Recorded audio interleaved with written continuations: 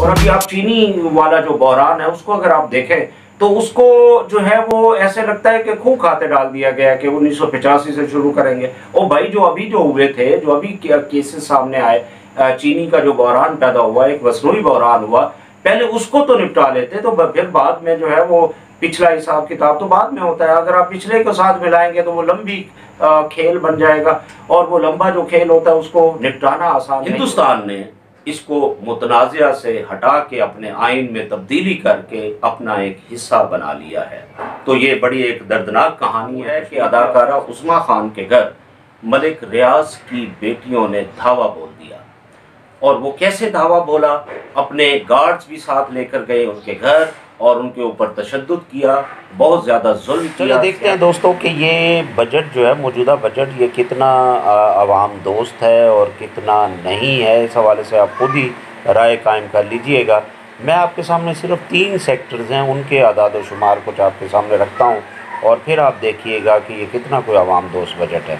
तो सबसे पहली बात तो ये है कि मौजूदा बजट में जो है दिफा के लिए, दिफाई बजट जो है उसके लिए 1402 अरब रुपए का रखे गए हैं, और जबकि सेहत के बजट के लिए जो है 30 अरब रुपए और तालीम के बजट के लिए भी 30 अरब रुपए रखे गए। स्याफाम शख्स जॉर्ज फ्लाइड, उसको किस बेदर्दी से शहीद किया गया। मैं उसे शहीद इसलिए कहता हूँ कि वो शहीद इंसानियत है, क्योंकि इंसानियत के साथ जो बहुत ज़्यादा तफर्रुकात हैं, जिसमें रंग, नस्ल, अकीदे, मज़हब, पता नहीं क्या क्या चीज़ें ऐसी दुनिया में हैं खौफनाक किस्म की, जो तकसीम है उसकी वजह से लोगों को मार दिया। बड़ी सरवत अक्ल दानिश है और सबसे बड़ी नादारी हिमाकत व बेअक्ली है, और सबसे बड़ी वहशत गरूर व खुदबीनी है, और सबसे बड़ा जौहर ज़ाती हुस्न अखलाक। थिएटर के डायरेक्टर्स,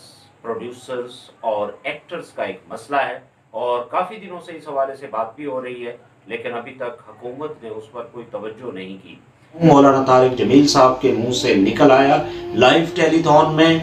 क्यों निकल आया मैं नहीं जानता, क्योंकि मौलाना तारिक जमील साहब एक आलिम दीन हैं, वो जानते हैं, उन्होंने दीन को पढ़ रखा है और वो दीन को बयान भी करते हैं।